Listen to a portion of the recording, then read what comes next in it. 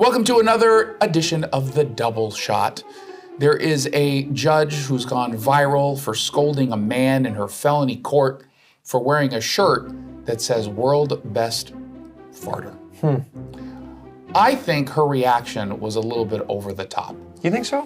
Why would you treat farting royalty in this way? If you're not going to be good at anything other than farting, I feel like you should be given some level of privilege. There's some sort of a respect for such just how do they quantify world's best farter? So that's the question. Like, is it like length? Is it density? Is it you know what I mean? Is it decibel? I don't know how they. I don't even know how. Or I mean, do you give extra points for silence while deadly?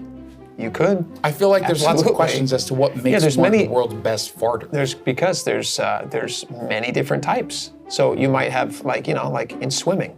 Somebody's really good at the, like the 100 meter. There's other people who are really great at the 1600. Those are two very different types of swimming activities, and yet you're both swimming. So with farts, very similar. Do you think there's like a contentious relationship between the Judges farting community and the burping community?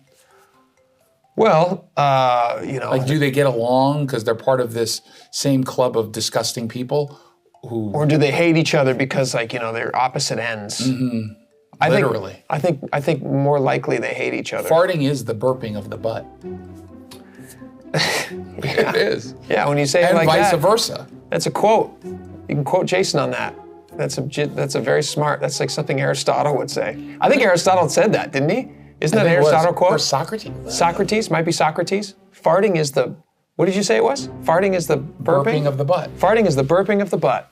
Socrates. Put that on a flyer. Yeah, I think so. I'm going to put it on my Tinder profile. I bet you I get some more swipes. I think you will. We'll see you next time. Hey, it's Jason Rantz here with Scott Rarucka from Legacy Group Capital. He's their CEO. So let's talk about someone who wants to invest in real estate. They don't quite know where to go, what to do, where to start, but they do know, obviously, that right now the market is really, really hot.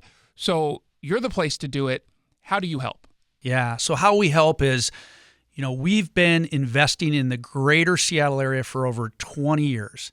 And we have a historical track record that is we're super proud of. Double-digit returns over time with no investor losses. And if you can find somebody else out there that's done that, you should probably talk to them. And how we really do it is we're lending on real estate, and we're also acquiring real estate and building it and developing it. All those things come out of a fund that people invest into. So there's lending and there's acquisition. And then we share in profits with all of our investors on both those activities.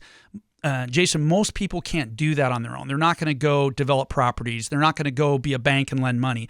But they can jump in with us and they can be that developer and they can be that lender, but it's underneath our umbrella with a 20-year track record that's unparalleled to anything that you'll find out there.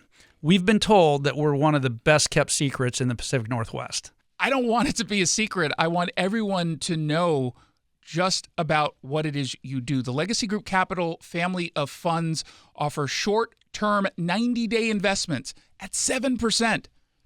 Longer-term investments, they've averaged double-digit returns. Just go to legacyg.com.